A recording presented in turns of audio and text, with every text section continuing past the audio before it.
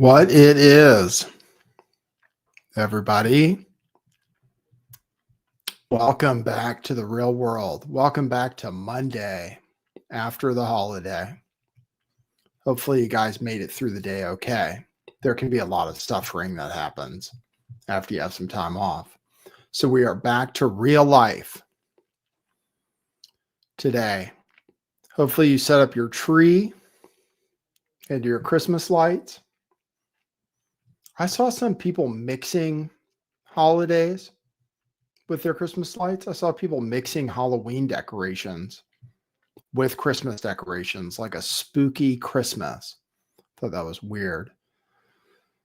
It wasn't terrible, but it was strange to have skeletons along with your Christmas decorations. I don't know if that's the result of being lazy or just being strange. So, hey, everybody, welcome to the show. Got a big show for you today. I wonder if people hate me. No, I wonder, a lot of people are defending, the reason I say that, so a lot of people are defending Donald Trump for defeating these narco terrorists, or they're coming up for reasons why we should regime change Venezuela, which is strange to me. But we're going to talk about that on the show. There's the big news over the weekend is that, I believe it was the New York Times, broke a story here. Let me just make sure. Take Seth, kill everyone. Kill them all is what he said. Everybody's written about it. I think it might have been the Washington Post that broke the story. So we have Donald. So in any case, these narco terrorists who we've been blowing up on these boats, apparently we might have done something wrong, something that really might be a war crime. And actually, to begin with, just murdering these people on boats may also be a war crime, or at least be illegal. A lot of entities have said that. So Washington Post, it looks like, broke the story that there was the very first boat strike. We shot the boat, blew it up. 2 people survived and were hanging on to the edge of the boat. And an order was given to kill them too, to finish them off. And they're saying that Hegseth was the one who initiated the order. At least that's what the press was kind of implying. And now today, Carolyn Leavitt came out on the White House stage and said that actually Hegseth didn't give the order, but they really did do it. So I'm going to show you the different clips from today. Hey, Tacoma Hooligan, I sold all my silver. I'm aware of the price. I had to because I had to pay off credit cards and stuff. But I would love to have held on to my silver. But I have gold. Well, I have synthetic gold now, which I plan to hold on to. And actually, now that I found out silver has an exchange traded fund, I might buy some of that too. So, but yeah, silver is doing extremely well. Bitcoin got absolutely destroyed today, which may mean that the stock market was down too. So Bitcoin got crushed overnight and today, down, last I checked, like 7% after it had gone down a shitload in November. So we'll talk about that. We'll have to talk about the Japan carry trade. So we might have to bore you guys with that. So we're going to talk about the Japan carry trade and why what's happening in Japan may destroy our financial markets, including our Bitcoin, of which we still have some. So it looks like, so I'm going to cover that. Elon Musk did an interview where he talked about this post-human future, which we've been talking about. So I'll play you some clips of his interview where he talks about going into the age of abundance, which we've been talking about quite a bit, the age of robots, and having absolutely everything we could desire. So I'm going to discuss that on that show and show you those clips. It looks like, Looks like people didn't want to tune in for this one. Maybe I should choose a better title and thumbnail quickly to get people tuned into the show. We'll just have to see. Maybe it'll be a, what do they call it? An intimate show. Just me and a few people tuned in. So I did, you'll be happy to know I made my own thumbnail today. I did not rely on the robots. So I'm trying to not give all of my, what do you call it, to the machines. So anyway, welcome to the show. We'll play our intro. We will play a funny video, and then we'll get to the news. Okay. Welcome to the show. I'm glad you're here. Okay. Cue musical intro. Boy, that's brilliant.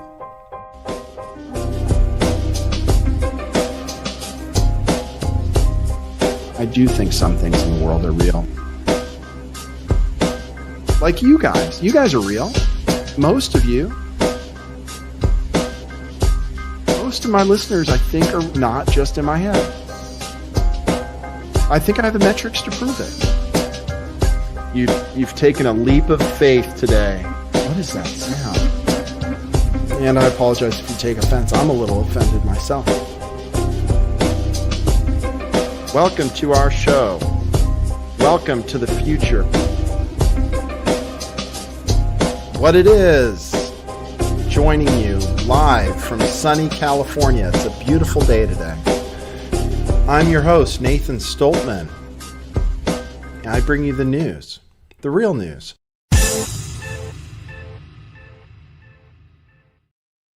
It was fucking bullshit because everyone's telling you I was fucking wrong. Showed me. Yeah. So fucking explain to me. Let me know if you can hear this. The guy's getting off the rocket ship. Who the fuck is filming him? Who's filming him? A guy? How'd the fucking guy get up there if this is the first guy supposed to be on the fucking moon? A different rocket ship? I don't know. So they sent the rocket shit up there. He got off and he's like, all right, come on up now. I'm ready to fucking film. Are you fucking serious? The same rocket ship? He's supposed to be the first guy on the moon. It's bullshit. The car. How the fuck did the car fit in that rocket ship? Look, how did that car fit in the rocket ship? I don't know. Okay, right. More bullshit. Then the guy's floating around with a big fucking cord to his stomach, and they're telling you that's his fucking, life support. Was it fucking feeding him through the fucking tube like a baby?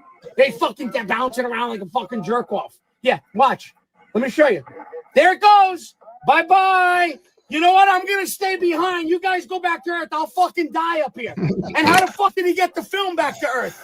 Yeah, look, the fake fucking parachute. Hey, we're home now. What happened to the guy back on the moon? They just left him? I guess so. Yeah, everyone guesses they don't have any fucking facts. Bullshit. There you go. Hopefully you guys can hear that okay. I'm working on a brand new device, computer setup that I got myself over the holiday, taking advantage of the sales. So it's asking me something. It's asking me for some permissions. But if you guys heard that, then we're doing good. It looks like you heard it because people are saying LOL. Yes. Wonder if we'll ever go back to the moon landing. We have reposted video that we did about the moon landing. I extensively covered the lunar rover, the lunar roving vehicle, but I haven't even reposted all of those videos because they weren't perfect. But I did post the one where I showed the schematics of the thing and showed that it was based on a Jeep Willie. So, but yeah, pretty funny. There was a guy on the moon before Armstrong, apparently, to film it. And then there was a guy on the moon filming everybody taking off and going back to Earth and like panning and zooming. Unless they really had advanced artificial intelligence doing that. But yeah, the moon landing. So that's a good one. All right. The Bitcoin news is pretty big news, but I won't cover that yet. Let's cover the Pete Hegseth war crime news. Basically, I described what happened in my opening. The first boat we blew up, there were survivors. And a second strike was ordered to kill the survivors, which is illegal according to our own laws. You're not allowed to kill people who are shipwrecked and defenseless. based on the laws of the Navy. At first, Donald Trump denied that it actually happened. And Pete Hegseth called it fake news. So at first, Donald Trump actually denied that it happened. But today, during the press briefing, they admitted that they really did it, just that it was totally within international law to do it without explaining how. So I'll show you the clip of Donald Trump denying it. And then I can show you, here's the article. So there's where it says, Hegseth order on first Caribbean boat strike, officials say, kill them all. And it says, as two men clung to a stricken, burning, oh, give me a break. I already have, oh, they won't even show it to me. I have it on Apple News. I won't pay for a subscription to the Washington Post. The Joint Special Operations Commander followed the Defense Secretary's order to leave no survivors. Okay, that's what the Washington Post reported. So Donald Trump was asked about it on the plane. So I'll show you what he said. Here he is being asked about it on the plane.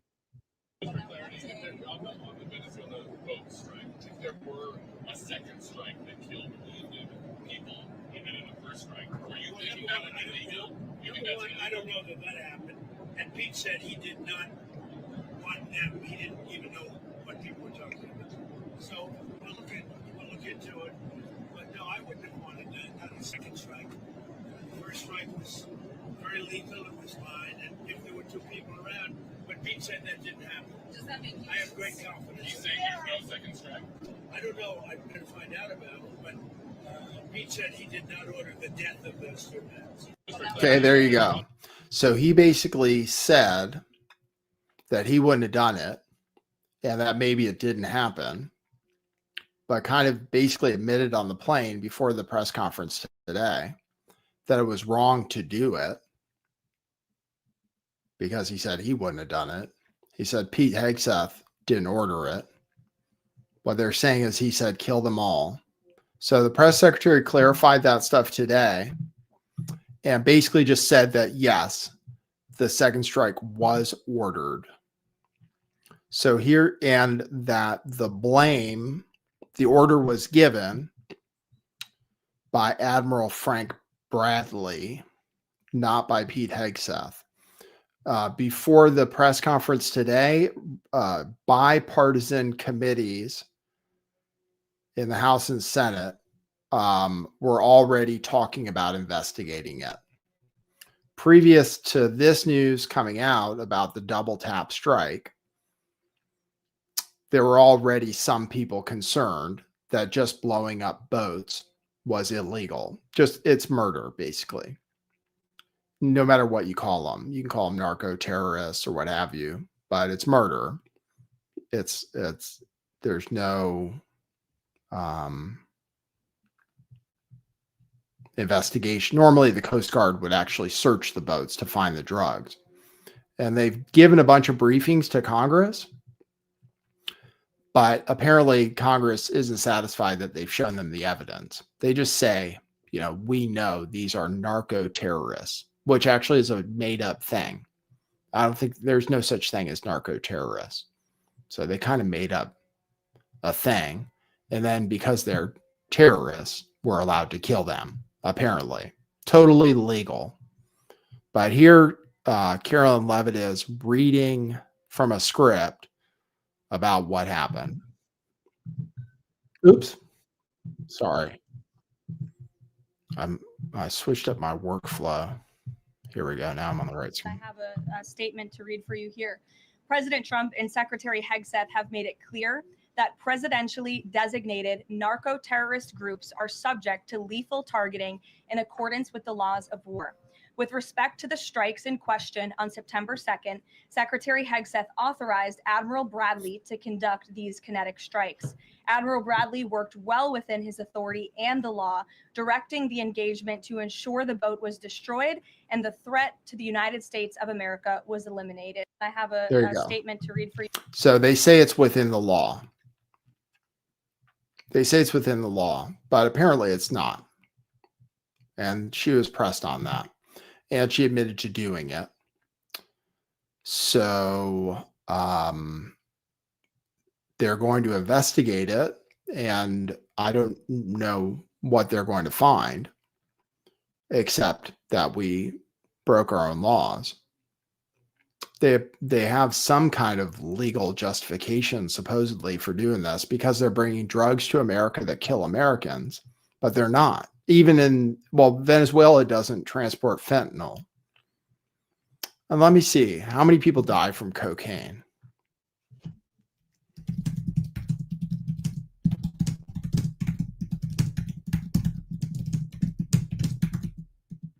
I'll ask how many died from a cocaine overdose last year.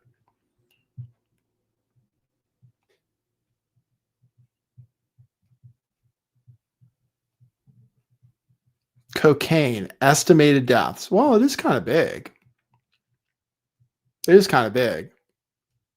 Way more than I thought. 29,000 in 2023 and 22,000 in 2024 estimated.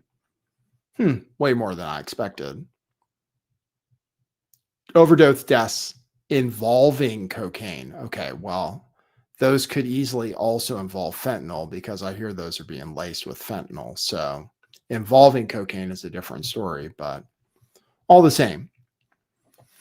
Fentanyl is what's actually killing people, and actually they keep blaming it on fentanyl, even though everybody knows that fentanyl doesn't come from Venezuela. So they keep blaming it on that thing, and they say the boats are coming to the United States, but that's also not necessarily true. So here's another clip of somebody following up with a question. What law is it that allows no survivors? Jack, thank you, Caroline. Following from Gabe's question, you said that the follow-up strike was lawful. What law is it that allows no survivors? The strike conducted on September 2nd was conducted in self-defense to protect Americans in vital United States interests. The strike was conducted in international waters and in accordance with the law of armed conflict. Yes, she just reads from a script. Pardon for the Honduran. She just reads from a script. In self-defense. That's what they have to say. It's in self-defense. Well, it's not really. I don't see how you can justify it being in self-defense. They're not able to defend themselves. And that's the reason you're not allowed to kill people from a shipwreck, because they're defenseless. So here's somebody else. They say it's according to the law of armed conflict, but I think it's something they made up. Here's where they mention that the Navy's own manual says it's illegal. You said that second strike was in full accordance with the law of armed conflict, but the Navy's own manual of law of war says that specifically firing on survivors from a wrecked vessel is an example of a war crime that's forbidden under U.S. law and the law of armed conflict. So how was that second strike in following the law of armed conflict and then second line of creation? Again, Andrew, I would reiterate to you the strike was conducted in international waters and in accordance with the law of armed conflict. And since somebody asked about Congress, and it's sort of related to Venezuela, I also want to add that Secretary Hegseth spoke with members of Congress who may have expressed some concerns over the weekend. And there have also been 13 bipartisan briefings to Congress on the Venezuelan strikes. There have You said the 13 briefings, though. They haven't revealed everything people wanted to reveal. They're talking about people are demanding the release of the video, which is interesting because if they say they're not going to release the video, it's interesting because they have been releasing the video every time they do it, supposedly. Even the first strike, I believe they showed the first bomb. They just didn't show the follow-up where they killed the survivors as well. So if they're going to argue, oh, they can't release the video because it's classified, that's going to be very interesting, because all of the videos they've released say declassified at the top, and they're basically bragging about blowing up boats, which some people say are fishing boats. But I don't know the difference. I don't know why fishing boats would need like powerful engines that can make them go super fast. So they might totally be drug boats, but it's in question whether they're coming to America at all. From what I understand, they could be equally taking drugs to Europe. And to say we're doing it in self-defense is, I think, a stretch. I think it's a stretch of what they call law. So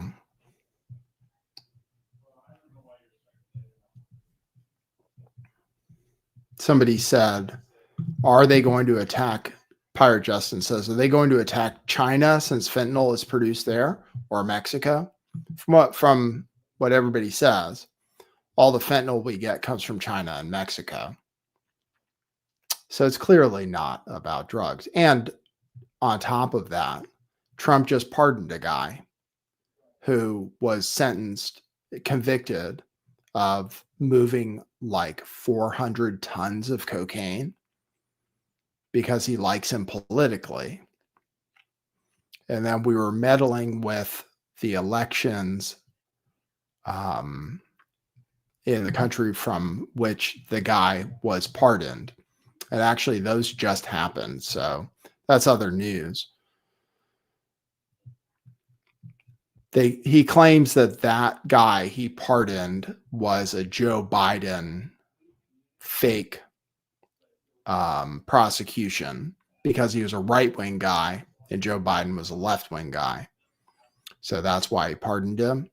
But it's still hard to, I mean, it's very hard to say, oh, we care about drugs. And I don't know. Didn't everybody decide the war on drugs was a bad thing? Like, we always lose. People still do drugs. Now everybody thinks, oh, the war on drugs, this is great.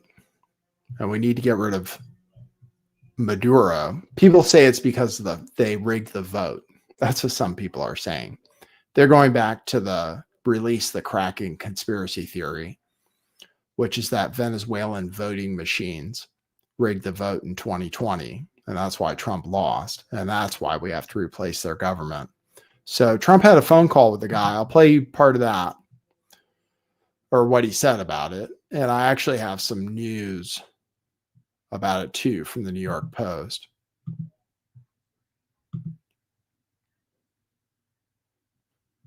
We closed their airspace. Trump says that it doesn't mean that an airstrike is imminent. I'll play that clip. It's audio only from him on Air Force One. Sorry if some of the volume is low. It's the fact that it's like press pools and stuff, and not everybody's mic'd up perfectly. Hopefully you can hear the Carolyn Levitt okay, at least. Otherwise, maybe I have to do something with my settings. I am on a new computer. Causing a lot of problems. Does your warning and drugs. Does your warning mean that an airstrike is imminent, or should we not read it that way? Don't read anything into it. The New York Times reported that you had a phone call with Maduro. Did you? I don't want to comment on it. The answer is yes. And can you tell us a little bit No, about I can't do that. Mr. President, Would you say it well? I wouldn't say it went well or badly. It was a phone call causing a lot of problems. Okay, so he admitted to having a phone call with Maduro, and now the New York Post is reporting on it as if they know what he actually said. He said, I won't comment on it, but I had a phone call. Kind of funny, no comment. He's like, oh, I'm not going to comment on that, but yes, I had a phone call. And I'm not going to say if it went well or badly. Well, the New York Post is reporting on it. So this is what they're saying happened, and that Maduro was given an ultimatum that he had to evacuate his country right away. So anyway, I just thought we weren't doing regime change. I thought that was part of the thing. I thought we're not doing regime change because it's always bad. because Iraq, because Libya, because Syria. I thought that was the thing that Donald Trump ran on. So it seems like we're doing regime change. And the blowing up the narco terrorist thing, I don't even know. I'm not even sure. It's just a reason to have our military there, maybe. Apparently, we don't have enough troops there for a full invasion. But we could certainly assassinate Maduro, probably, with what we have down there, with drone strikes or something else. It's not a fair fight either. But this is what the New York Post is reporting on it. President Trump issued a dire threat to Venezuelan President Nicolas Maduro. Get out now. The Miami Herald first reported a readout of a call between the two leaders last week, where Trump told Maduro in no uncertain terms to leave Venezuela immediately in order to save himself and his family. During the call, Maduro allegedly demanded to maintain control of his military and receive global amnesty for any crime. That is when President Trump offered his blunt demand, and the call pretty quickly broke down from there. The news comes as President Trump announced over the weekend that he's shutting down Venezuelan airspace, quote, in its entirety. This is his latest move to stop a surge in drug trafficking out of that country. And the Trump administration is not only taking to the skies, but the seas as well. In addition to shutting down the airspace, the U.S. military has a lot of firepower in the waters around Venezuela. The USS Gerald R. Ford Carrier Strike Group has already been deployed to the Caribbean, and that group features 11 ships, over 70 aircraft, and 9 carrier air wings. Now, the buildup has sent reliable Venezuelan allies, Russia and China, slinking away to avoid angering President Trump. Word is that the two countries have decreased aid to Maduro to pretty much the bare minimum as a purely symbolic gesture. And back here at home, some lawmakers on both sides of the aisle have criticized the ramping up of force. President Trump's ally, Republican Senator Dave McCormick of Pennsylvania, was on Fox News Sunday defending the developments. We have a war that's coming through fentanyl, through opioids, through cocaine. It killed 100,000 Americans last year. That's twice the number of people that died in 8 years of Vietnam, 4,000 Pennsylvanians. And when President Trump was running, he and I both campaigned on the same thing, which was secure the border, designate the cartels as narco-terrorists, and use our military in a strategic, focused way to destroy this cartel infrastructure. There you go. So apparently we're going after the cartels.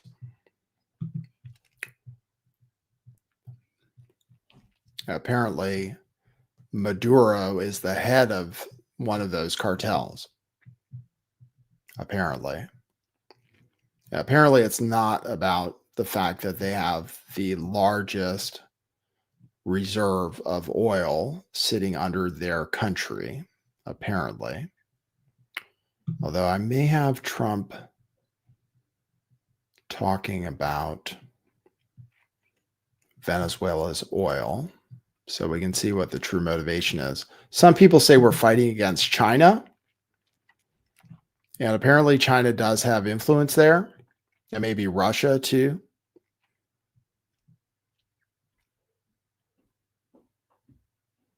But here's Trump talking about it. How about we're buying oil from Venezuela? When I left, Venezuela was ready to collapse. We would have taken it over. We would have gotten all that oil. It would have been right next door. But now we're buying oil from Venezuela, so we're making a dictator very rich. Can you believe this? Nobody can believe it. You know where the oil, their oil is garbage. It's horrible. The worst you can get, tar. It's like tar. And to refine it, you need special plants. And these people, how about we're buying oil from Venezuela? When I left, Venezuela was ready to collapse. We would have taken it over. We would have gotten all that oil. It would have been right next door. There you go.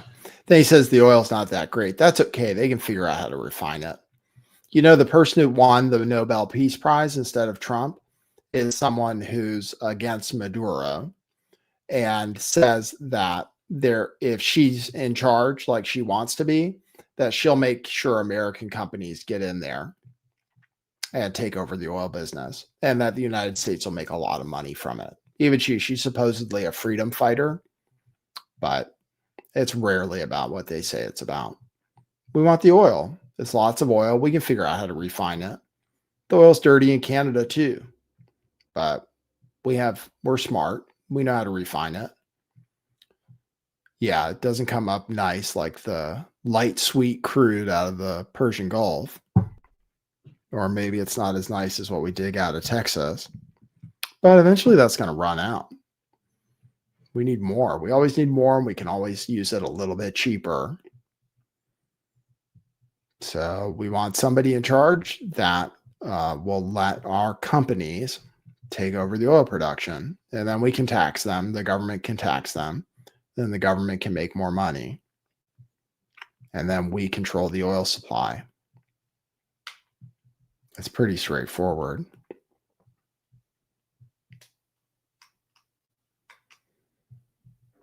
So that's the story. There he is talking about it himself. Let's see if I have anything else on it.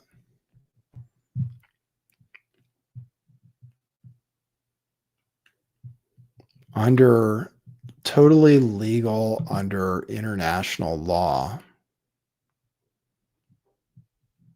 And then here's like some of the video they released where you see, which I used for my screenshot,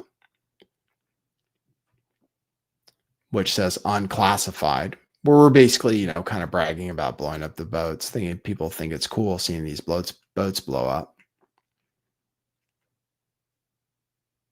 Some people claim they're fishing boats. I don't know.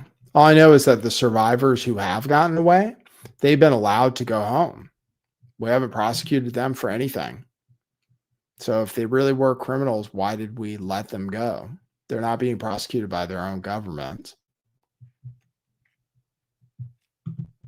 I have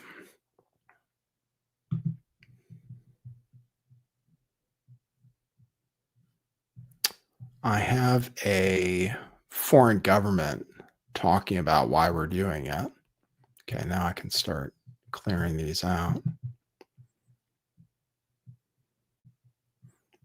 Oh, Trump also at the meeting today, at the White House press briefing, they also mentioned that Trump got an MRI and he's perfect. They released stuff from the doctor. Okay, let me get you this foreigner here.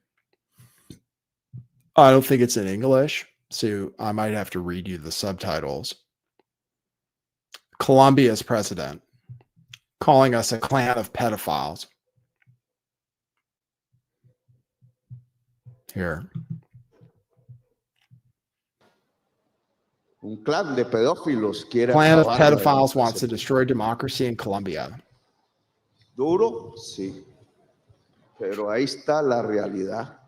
And to keep the Y para list que from no coming out, salga la lista, entonces they nos send envían warships to acorazados a kill matar fishermen from pescadores de this esta city ciudad.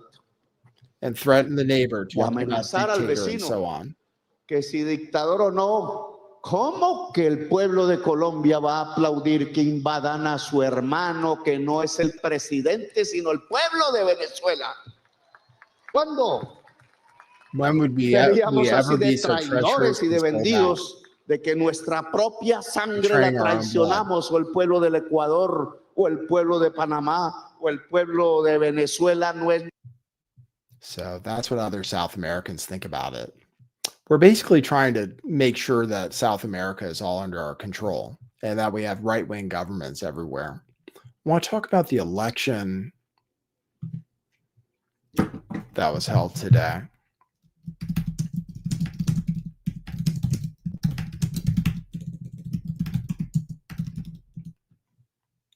Honduras.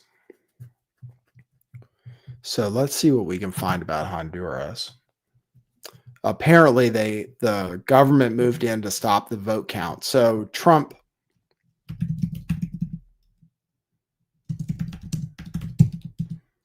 first of all recommended one of their candidates, and then he pardoned this Honduran, someone who was the president of Honduras.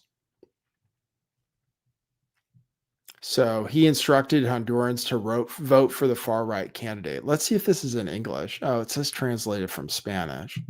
Let's see if we have anything from. Aquí en Honduras, una jornada Oh, que that's Spanish. I don't speak that. This is what Donald Trump said about it in Honduras.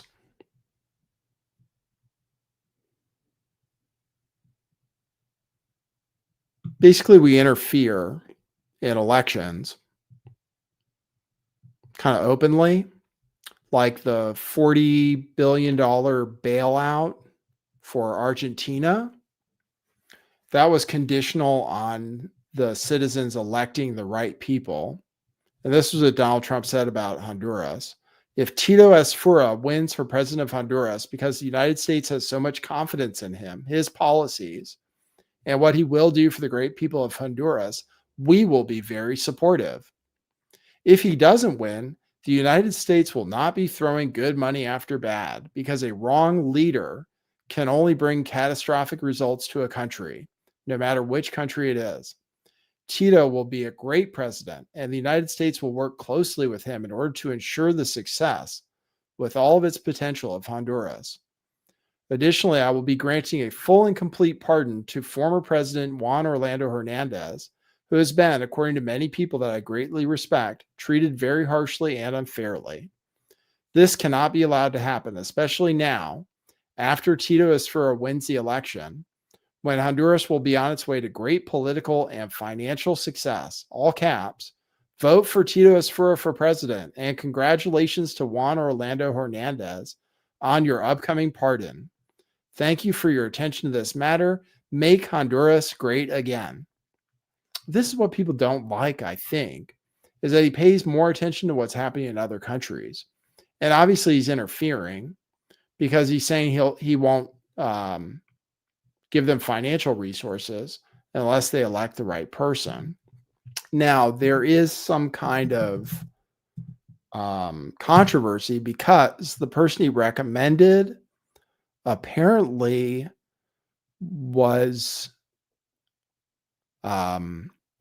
winning. And now they say the government has sent the military in to close ballot boxes. That's what people are saying.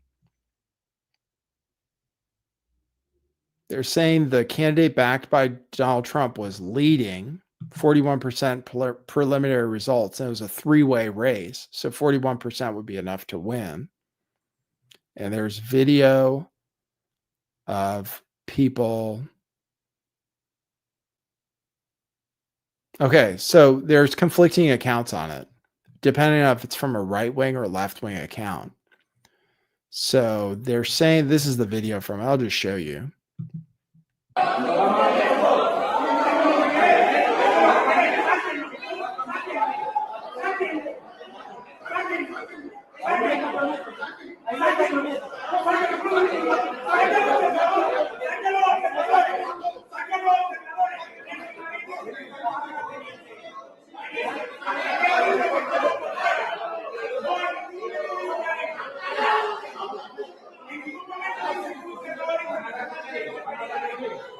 So there's the military moving in. So some reports say that Trump's candidate was winning, so they sent in the government. Other accounts are saying that an electoral U.S.-backed coup is currently underway in Honduras. This person says the Honduran right wing has reportedly infiltrated the CNA as they fuel a victory, with only 30% of vote counts scrutinized.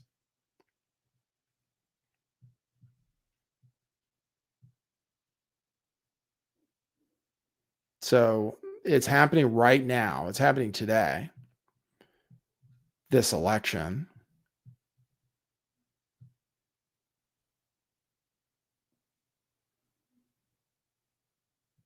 So you guys have to decide what to believe. Right-wing accounts are saying the candidate backed by Trump is winning. Here's what Polymarket says. Looks like it's moved to extremely close.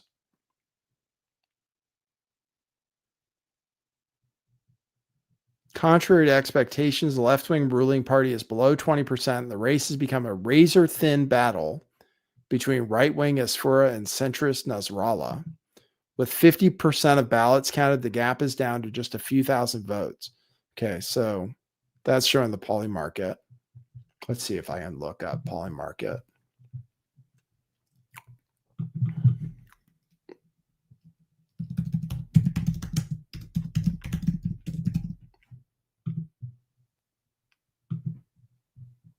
So let's see how it's going.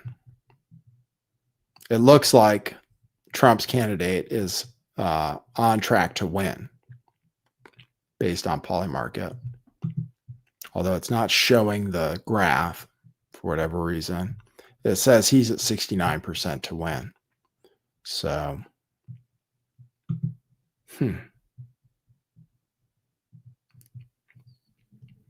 So it looks like Trump's candidate won. So we are going to be supporting them. But it could have been, we might have interfered, obviously. So that's what's going on with international politics right now.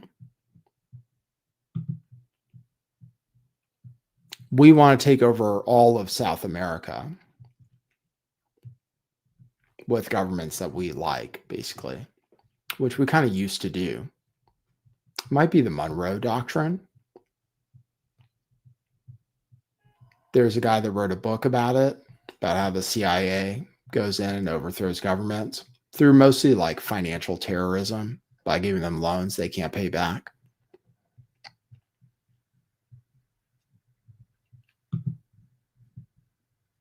Okay, I think that's all I have on international news today. So Bitcoin went down big time.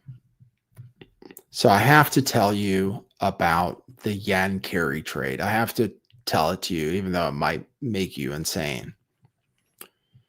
Most of it has to do with that. So let me just describe that to you so you have it in your mind. I'll show you a graph, but Bitcoin crashed, and there's something major happening in Japan right now. Okay, so I hope you're ready to learn something. This is the graph. Let me show you the graph. Oh, I'll show you Bitcoin's price too. You can, let me see if I can actually, let me see if this works today.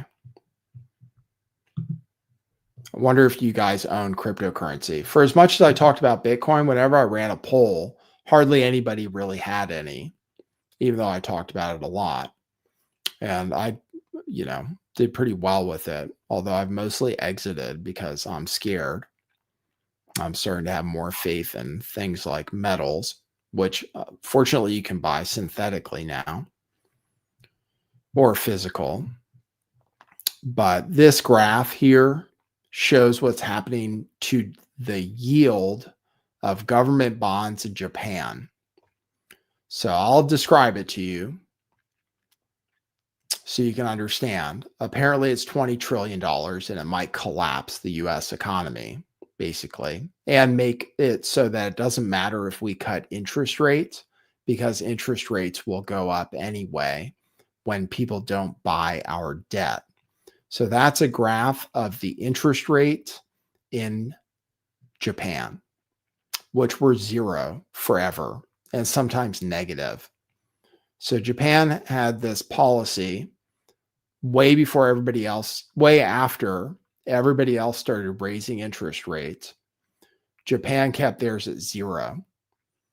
So what people would do, they call it the yen carry trade. Apparently it's been working for like 20 years. And it's the reason things like Bitcoin and our stock market pumped. And we were also able to keep rates from going up too high, because people would borrow money at yen at 0%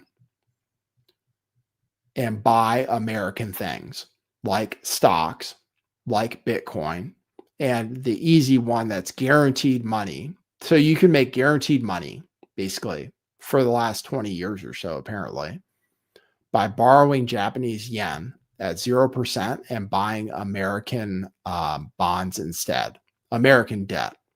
So you borrow from Japan at 0%, buy American debt at, let's say it's like over 4% now, hold on to the American money that you're earning a yield on and making money on, let's say it's 4%, and then eventually sell the American debt and pay back the Japanese debt that you took and pocket the difference. And the other great thing about it was the yen that you had to pay back was usually worth less. The yen kept going down in value compared to the US dollar. So if you can understand that, you borrow something that's actually going down in value compared to US dollars, buy US dollars, buy something American, like our debt, if you want guaranteed money, earn the interest. When it's time to pay back the debt, sell the American debt, pay back the yen. And in the meantime, yen had gone down in value compared to dollars, so you make even more money. Well, the unwinding of the Japan carry trade means that their interest rates go up. People sell American things like bonds, but also stocks and also Bitcoin to pay back the debt quickly before their interest rates go up even higher, and you end up having to pay back a higher amount.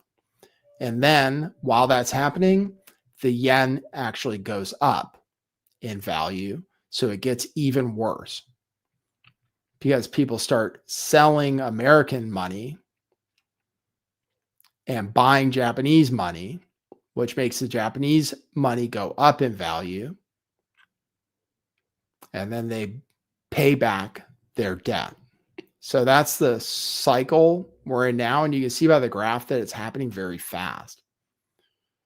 The 10-year government bond went to almost 2%, which is the highest level it's been since 2008. It went up like 11% in one day. It's happening very rapidly. And apparently there's $20 trillion tied up in the Japan, the yen carry trade is what they call it. So it's kind of complicated, but it's a big deal. We had it was Japan was the source of free money for the whole world. And basically that's suddenly changing because rates are going up. Apparently they're going to raise rates at their central bank, and their currency is also now going up in value, making it even harder to pay back, which will create some kind of virtuous cycle. And when people sell American debt to pay back their Japanese debt, then that's even more problematic because that makes our interest rates go up. So the yield on our debt went up today because people were selling. When people sell American debt, the interest rate goes up. Japan was a big buyer of American debt. Now they're going to be selling it, making our interest rates go higher, which nobody wants, especially Donald Trump. And especially since we run $2 trillion deficits. You could say that the rest of the world was paying for us to run $2 trillion deficits, which we've been doing since COVID and we haven't slowed down.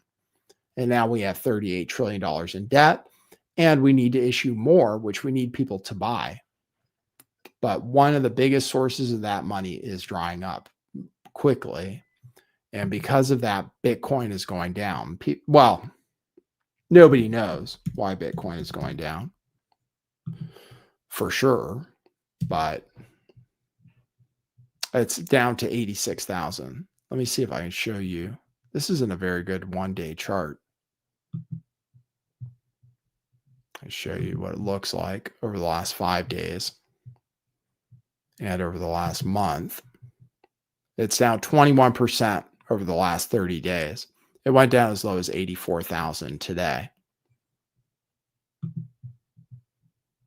Over the last 6 months, it's down 17%. But over the year, it's down, and everything else is up.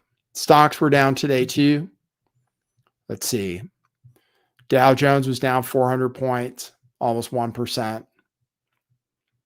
S&P was down 0.5%. NASDAQ was down 0.4%.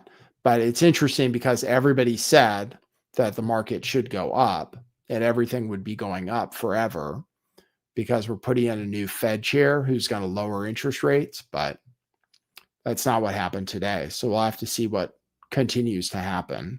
AI stocks are not doing that great. So we'll have to see what happens. Silver went up a lot. Silver went up a lot. I mean, it's just mooning. Gold is doing well too, but not as well as silver. I'll show you silver.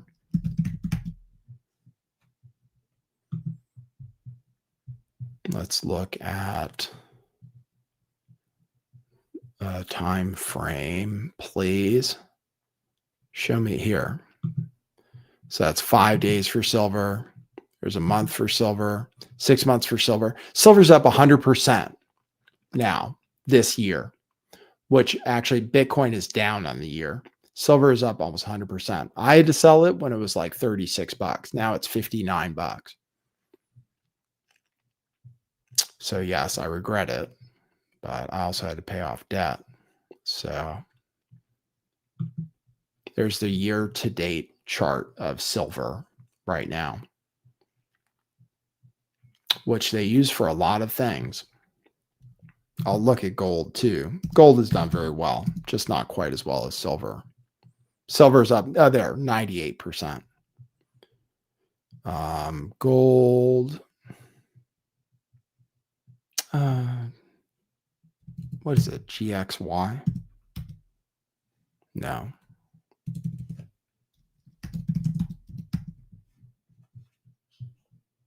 Gold continuous contract. Here we go.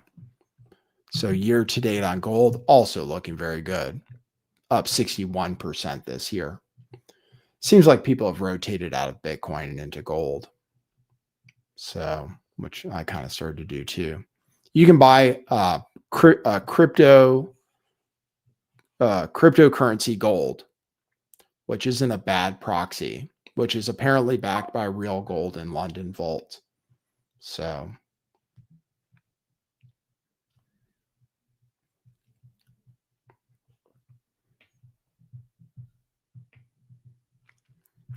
we'll see what happens. We'll see what happens next year.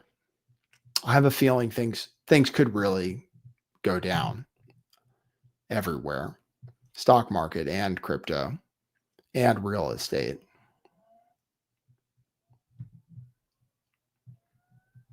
So we have to prepare for the future. But you can buy a cryptocurrency style of gold that's apparently backed by real gold. All right, so that's the yen carry trade. Now I told you about it. Yeah, Michael Saylor's company is apparently in really bad shape. It was down like 12% today. He said he's going to have to start selling Bitcoin if it goes lower, basically. He admitted that today. And his stock is not doing well.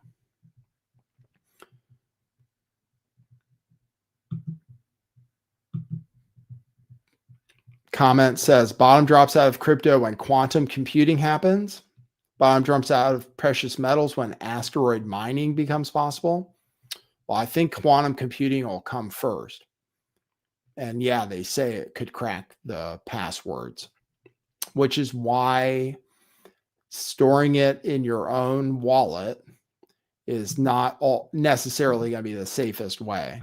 Because if they prepare for quantum computing, probably exchanges will prepare first. There's a way to do it, probably. Hopefully. Although they say quantum computing could crack literally everything.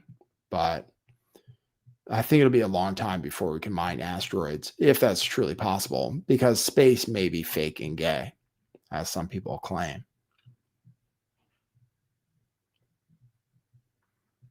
But I think it should be possible to have things that can't be cracked by quantum.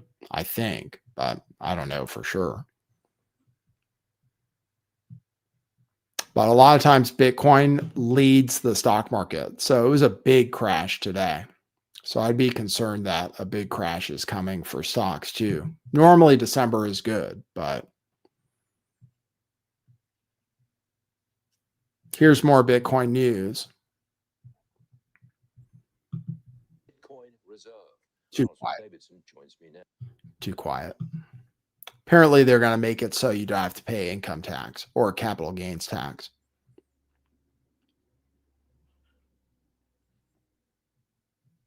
All right, we have to talk about artificial intelligence and Elon's story today because I was all over.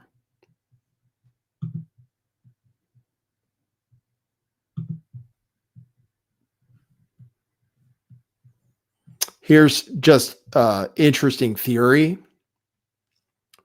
A person on Twitter, I've seen this before too, says they sold all their Bitcoin and they're buying nickels, physical, regular old nickels from the bank because we just canceled the penny because it cost more to produce.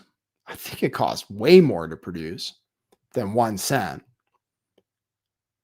And the melt value may already be over 1 cent.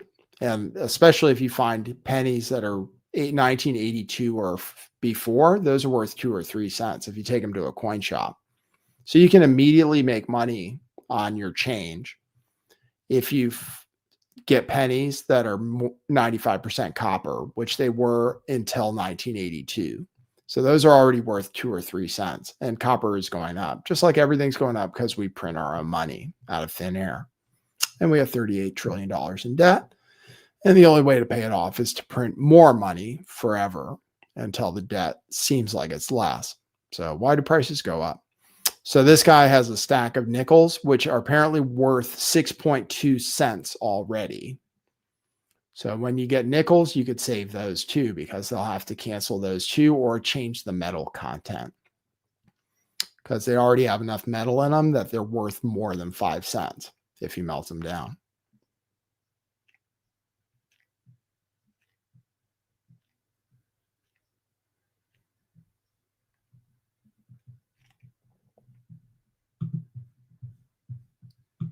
Commenter says Black Friday was a bad harbinger for retail this year. Well, actually, Black Friday was apparently up. That's what they're saying. I read that on the show on the last show. Apparently, we spent more, like 9% more than last year, mostly online and not in stores. But we bought less stuff, apparently, which would mean inflation is way worse than they say it is. We spent more and bought less. That's what they say. Or at least that's what I read. It's Cyber Monday today. Oh, which reminds me, we're having a sale at our store. We have been all month of November. Now it's December. We're still having the sale. We have t-shirts for $5 and $10. I have to open that page at truthclothing.io. It's scrolling across the bottom of the screen right now. Just go to truthclothing.io and we have all these shirts for almost all of them for $5 or $10 each. It looks like everything but this Bitcoin Saves sweatshirt, which is $20, but it should be $50. So that's still a great deal. All these shirts should be like $30 at least. They're very high quality, screen printed, not digitally printed. A lot of Bitcoin stuff still in stock for $10 each.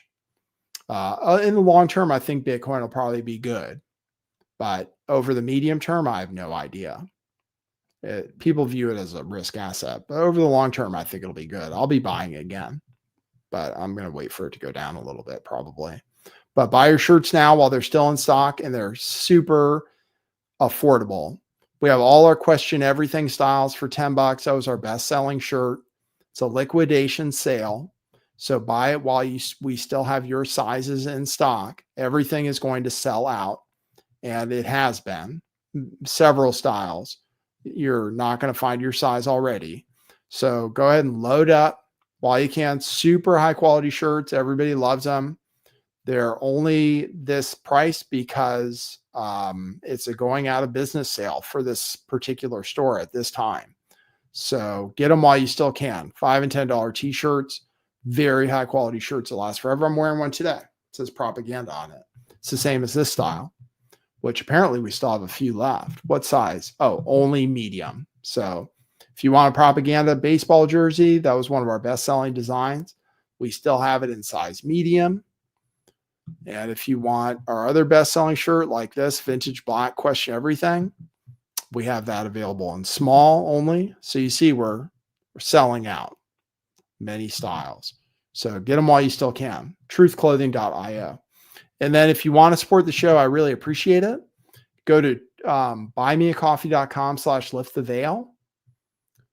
Since I'm not monetized on this channel and can't receive super chats, buymeacoffee.com/lifttheveil. You can leave a comment, and 30% does not go to YouTube. They take a very small percentage. You can also go support me directly by going to Cash App at $LTV411. Oops. Yeah, that's this one. Cash App at $LTV411. If you want to support the show, we really appreciate it. We do pay for some AI tools. We pay for our streaming software, and we would barely be covering our costs if you contribute. So we really appreciate it. Anything you guys can throw in. All right. Now we'll get to these Elon clips. So Elon has been, let me regroup. So we talked about Bitcoin. We talked about the war crimes. Can you hear that? I have notifications turned on for this computer. I probably need to turn off the sound for it. If you can hear that, then that's bad. I can hear it in my ears, but maybe it's not transmitting to the microphone. So probably we're okay. Elon Musk is the leading proponent for a future of communism. So we are, according to Elon Musk, headed toward a type of utopian future where we can have everything we ever wanted, and that we're going to so much have everything we ever wanted that eventually we're going to run out of things we want anymore. We're going to be totally satiated by robots and machines so that we don't need anything anymore. We'll have run out of things to buy. And then the machines will start doing things just for each other. But it will be communist. We will have probably programmable money. I can't think of any other way to do it. Right now, EBT cards are kind of the programmable money because you're only allowed to spend it on what the government says you can spend it on. And I imagine the future will be no different if we get there. We'll have some kind of money, I guess. That's what they're saying. We'll have everything we need. Everything won't be free because it can't possibly just be free, but some things will be, many things. But if we get money, they'll tell us what we can spend it on, so we don't spend it all on drugs and gambling, because that's what people will probably want to do. We'll probably be allowed to spend it on video games, though. So that's the future, according to Elon Musk, who also unironically posts things about the mouse utopia, where all the mice go insane and stop having children and die off, which we talked about on the last show. He says, we're going to have everything we want. We won't need to work. And it's going to be great. But then he posts things about experiments done with mice, where when they're given that kind of life, all the food and water they want, nice place to live, plenty of space, that eventually they start eating each other and not reproducing until eventually they completely die off. So which one is it, Elon Musk? The claim is that money will disappear as a concept. So I'll play you various clips from this interview. You guys decide whether the future is going to be okay. I don't think he's wrong. Colossal Bigfoot says, oh yeah, and robo-taxi, self-driving, hyperloop, Mars any day. Elon is a snake oil salesman. He's lying. Well, part of what you're saying is true. And I used to call Elon Musk a fraud. And I didn't think he was actually landing rockets. until I went and saw one of his rocket launches and saw the rocket land. And then I was convinced.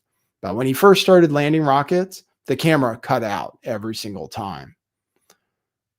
So I'm not actually sure he was at first.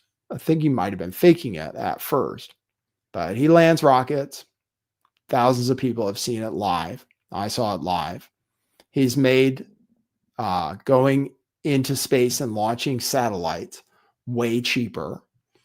And he's dominating space with I want to call it Skynet or whatever it is from the Terminator. Starlink. He's dominating space with Starlink. He's made that a profitable business because it's cheap enough for him to launch those satellites up.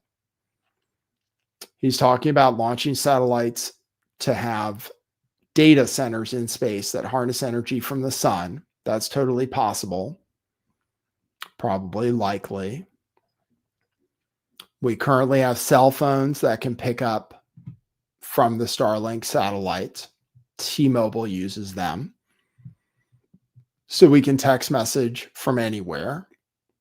I don't know if you can do phone calls and data with the cell phones yet, but you can do certain things like text message. Robo-taxis are definitely going to be a thing. His are not the best because they don't use advanced sensors. He doesn't use LiDAR. Google's system is way better in Waymo's, much safer. That's why his cars all require you to actually be looking at the road and ready to take over at any time. But robo-taxis are coming. They're already here. Self-driving already here, getting better all the time. Pretty amazing, actually, as far as like Waymo goes. One fatality ever in a Waymo, and the car was sitting still and got hit by another car. So it's not all fake. And machines are already taking over jobs, Amazon, and then all the white collar jobs. So it's definitely not all fake.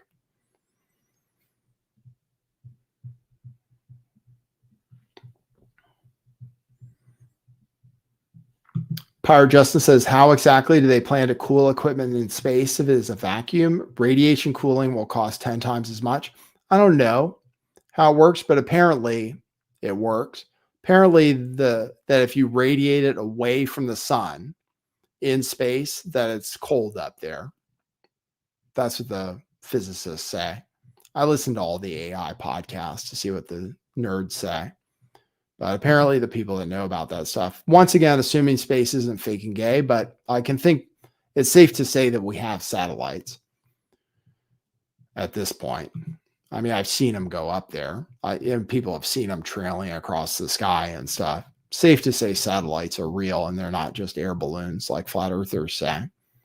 So we're able to get to low Earth orbit, at least. Going to the moon, don't know if that's possible, especially with humans on board. It's never happened before. We haven't done it yet. Even NASA said that. But apparently we can use radiation to cool down data centers. And we can harness a lot of power from the sun. So I think I believe that. All the satellites up there now are running on solar power. So, or all of his satellites are. So it's probably possible. All right, here's what he says about it.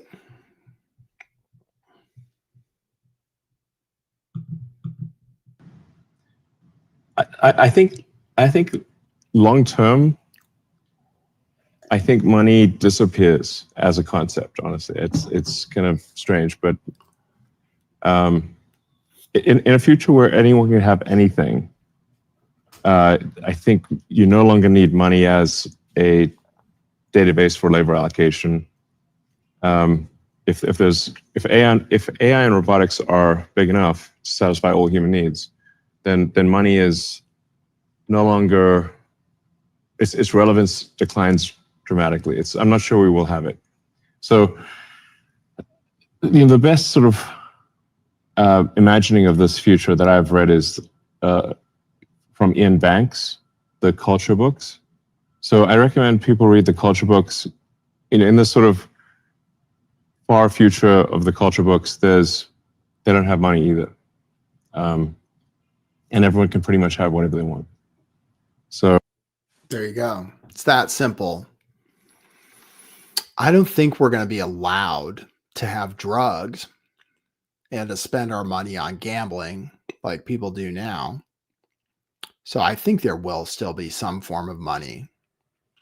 It may be different from the government sponsored form of money, but there will still be a black market, I'm sure.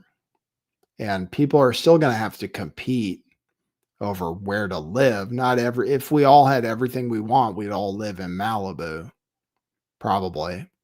Or everybody would move to California where the weather's perfect. I assume. But some people wouldn't, but you'd no longer have to live in cities. So some of the appeal of cities would lose their appeal, probably. But you wouldn't have to live in crappy weather.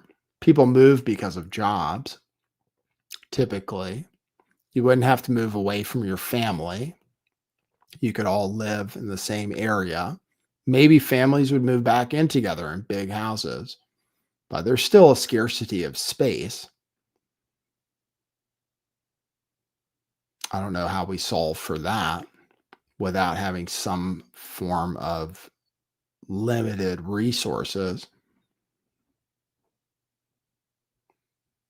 But if we don't have money, nobody has to do anything. Then what's Elon Musk doing? Because he has all the money right now. He's the richest guy on earth. So why would he want that?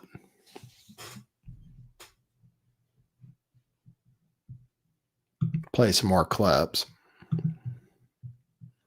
In less than 20 years, we've heard this, working will be optional.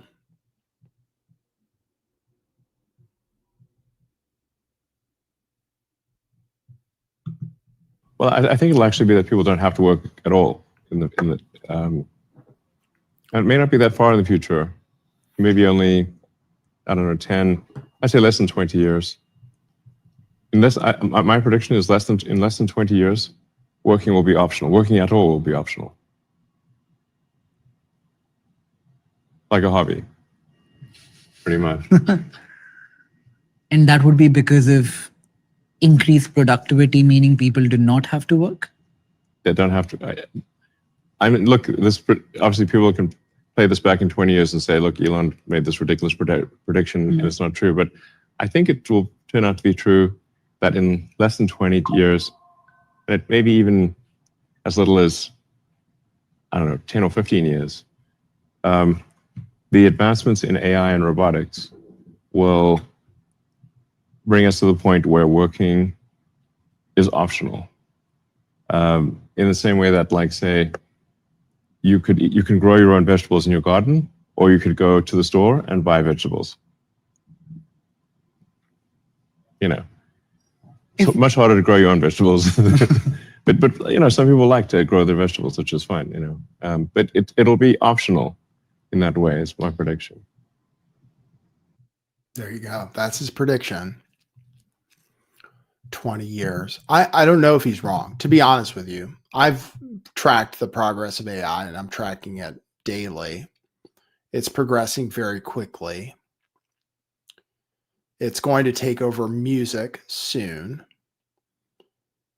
It will probably be used quite a bit in video games soon. Those are big industries. I have a post about how one of the only things people are doing still and spending a lot of money on is live events. And those keep going up in price much faster than inflation. NBA games, NFL games, Taylor Swift concerts, live events are getting bigger and bigger in this post-human world. People are spending money to be around other real live people who are human and experience what it's like to be around other excited humans. They're not going to the movie theater, which people used to do to be around other humans and enjoy something all together. I mean, it's changed. Like we don't have good comedies, I feel like, because people don't go to the movie theaters. When I went to There's Something About Mary back in the day, it was funny because everybody at the theater was losing it at certain moments of the movie, back when that kind of comedy was still different, unexpected. You go to the movie theater and everybody's cracking up and you're laughing at other people laughing, but nobody experiences that anymore. So we really, I mean, the last Adam Sandler movie was terrible. And it was also available for streaming right away. I can't remember a big comedy coming out at all, to be honest.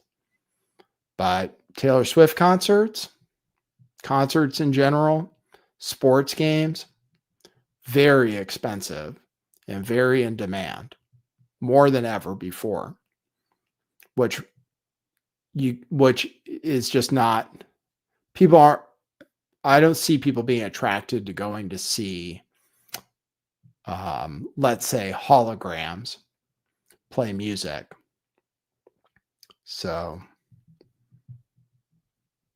that was 1998.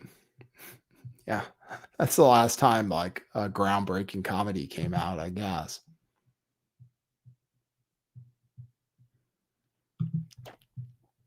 It's showing my age.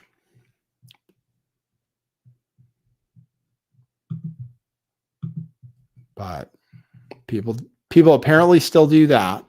There's I played you guys a little bit here. Oh, here's the quote about it. Well, I just told you. I'll just play that. I'll play various clips from this interview so you guys can see. We were looking at data around what industry is growing the fastest. And especially when we looked at the amount of time consuming movies versus time spent on social media, time spent on YouTube, what seems to be growing really fast are live events all over again. Going to a physical. I think live events, when digital media is ubiquitous and you can just have anything digitally at, essentially for free or very close to for free, then the scarce commodity will be live events. Yeah. Do you think that the premium for that will go up? Yeah, I do. Good industry to invest in? Yes. Yes, because that will have more scarcity than digital, anything digital. If you were a stock investor, Elon, and you could buy one company which is not your own at the valuations of today to meet a capitalistic end and not an altruistic one, which is good for the world, what would you buy? There you go. I think he said Google's going to do well. I should have bought Google stock. I think Google's going to keep doing well too. He mentioned that. They're good at AI. They have the best self-driving technology. But here's someone who replied, who said, that sounds nice, but the music industry, at least at my scale, isn't printing money. Small live music venues are closing like crazy. Indie ticketed concerts, 300 capacity and under, aren't selling well because people only go to 1 or 2 shows a year and spend hundreds of dollars in those tickets. So it's not necessarily all gravy, like they say. People aren't necessarily going out to independent music events, apparently, according to this one commenter. So I just thought I'd get the alternate theory on that. And as far as AI music goes, the AI music producing company is Suno. I played you a clip of Solomon Ray, who is a synthetic musical artist who's currently topping the gospel and Christian music charts. I played you a little clip, but not from his best song. I suggest you listen to his chart-topping single and see what you think. But based on the fact that someone has broken through and with a #1 on iTunes and Spotify, a #1 single in one musical category or two musical categories, then I assume that will be happening more and more. Not to say that real musicians aren't the ones working with the AI to make the best stuff, which apparently they've been doing for some time. And apparently songwriters have been using ChatGPT for some time.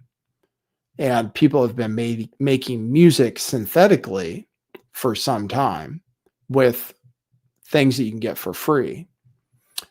But this person who works at Suno, called Rosie Loves Soup, wrote this post where Suno, the AI music platform that's making music for everybody, and helped create this guy mentioning Solomon Ray, who's topping the Christian and gospel charts. It's apparently valued at $2.45 billion, just raised $250 million. Annual revenue has reached $200 million. Anybody can use it to make music.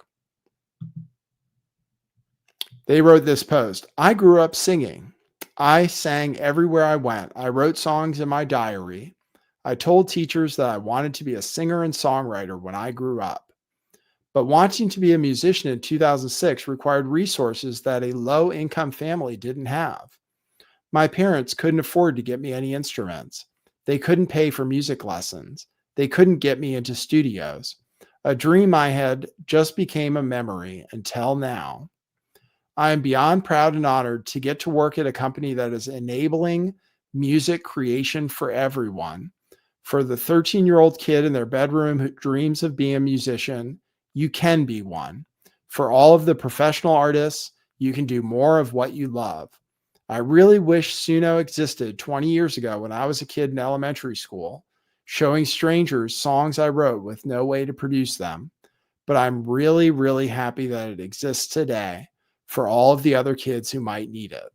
We are still just getting started. And the reason I read it to you, it's got 21 million views. It got ratioed more, at least as many comments as it has likes, which is basically being ratioed. Every one of the comments hates her. Every one of the comments hates her. Wait, you're shilling for AI slop now. Wow, this fucking sucks. It's terrible. You're not ashamed of this. Oh, wow, that's the fastest unfollow ever. I didn't realize you were at exploitation company trying to encourage kids to automate their dreams with plagiarism. The low income sob story won't work to justify AI music that was trained on music that real people made. When my family couldn't afford the rent increases, we sometimes live at extended stay hotels, and even my broke ass learned piano and guitar as a kid. This is ghoulish. Anyway, it's just all people that hate her for telling that story. So the human response to AI taking over things is not a pleasant one.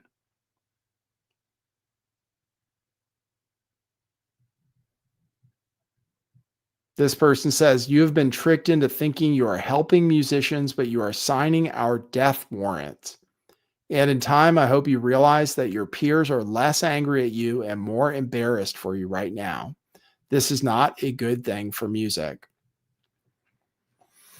Well, Joe Rogan on his show said AI music was his favorite music. And I listened to this new artist, and actually it's pretty good listening to, and doesn't sound like AI. I could see how it would help people who are actually good at music do things you couldn't do before, but it results in unemployed humans who spent a long time learning how to do something. So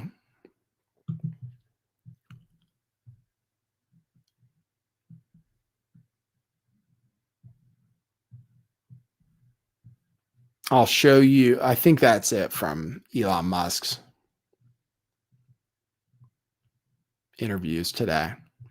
Here's what somebody else is saying about AI, though, right now. One of the scariest conversations I was privy to was a friend of mine who's a billionaire in London. He knows the CEO of one of the biggest AI companies in the world, who I can't name. And he said, by the way, what he tells me in private is not what he's saying publicly. Yeah. He said to me that what this particular CEO thinks is going to happen with AI is pretty horrific. And the CEO of this big AI company is totally cool with it. It's horrific what he thinks is about to happen. And then when I watch this guy do his like online talks and give his opinion, he's so nuanced and everything will be fine and he's an AI optimist. Then I heard this scenario at this kitchen table in East London from his friend about what he really thinks, and it was chilling. Yeah. Like actually the lack of empathy. Yeah. That makes sense to me. The obsession with power was shocking to me.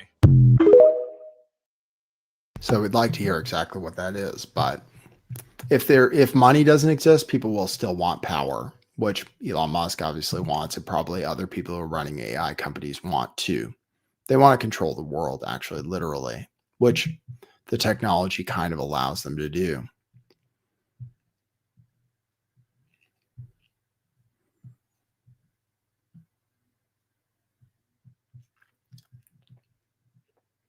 Here's another AI generated influencer. I wanted to make art, following my passion. Yeah. But now I'm posting 3 times a day, chasing engagement. Yeah. Worshipping the algorithm. Then I found out I'm not even real, just pixels. Someone made me on their phone during lunch break. I wanted to make art, following my passion. Yeah. But now I'm posting 3 times a day, chasing engagement. Yeah. Worshipping the algorithm. Then I found out I'm not even real, just pixels. Someone made me on their phone during lunch break. There you go. So that's where we're at right now. Yeah, it's just a matter of time. I don't know. I hate to go on about it every single show, but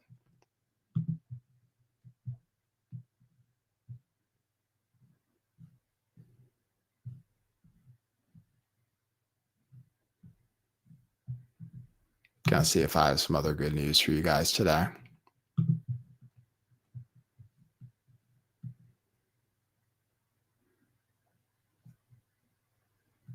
Elon Musk also says college is unnecessary, which it probably is.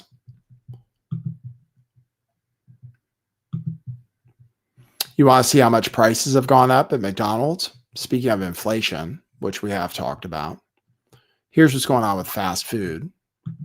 Guess the difference in price of these McDonald's menu items from 2019 to now. Okay, let's go through them, Brian. I feel like inflation. I feel like they've gone up. First one, you got a medium French fry. What do you think it was in 2019? 2019, I feel like a medium fry was on the dollar menu, or maybe the small fry was, so maybe slightly more expensive. Let's go $1.25. In 2019, a medium French fry was $1.79. What do you think it costs now? I'm just gonna go with the rule of doubling it, right? So if my math is correct, $1.79 would be $3.50. Okay, it's even more than that. It's 134.1% increase, $4.19. It would have been $3.60. That was $4.19 for a medium fry. I feel like I go to Wendy's now and like the Baconator meal is like $15. How much was the McChicken in 2019? I don't even know how much the McChicken is today. I just know I like to eat them late at night. I actually really like a McChicken. I'll go $3.80. Okay, in 2019 they were $1.29. Oh, geez. But now they are $3.89. That is a 201.6%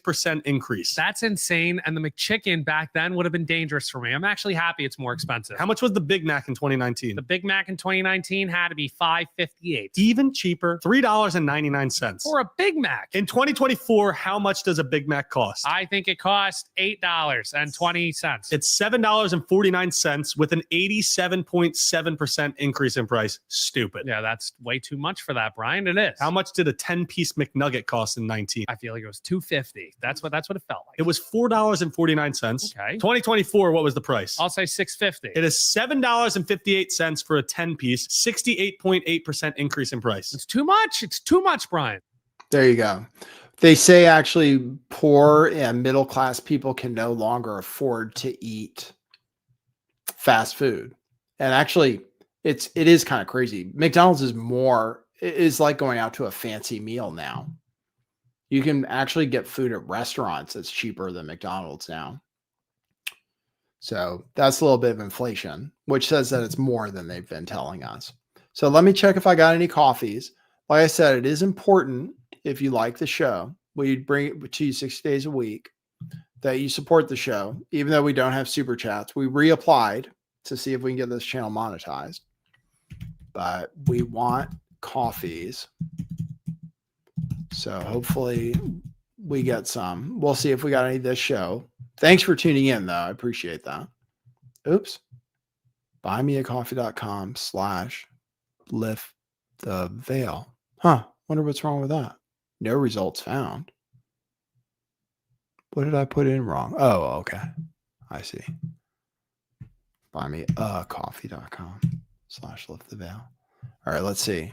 No, that's it. No coffees today. All right. Well, I appreciate you guys. Some people have been buying shirts, so I appreciate it. Go to our store, truthclothing.io. And the great thing about buymeacoffee.com is you can drop those anytime, even after the show's over. We also put the show out as a podcast, which you can find at Substack at substack.com/lifttheveil, I believe, or lifttheveil.substack.com, or it's on Apple iTunes as Lift the Veil. So you can find it there if you want to consume it that way. All right.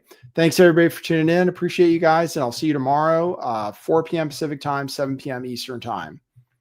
For now, that's what it is.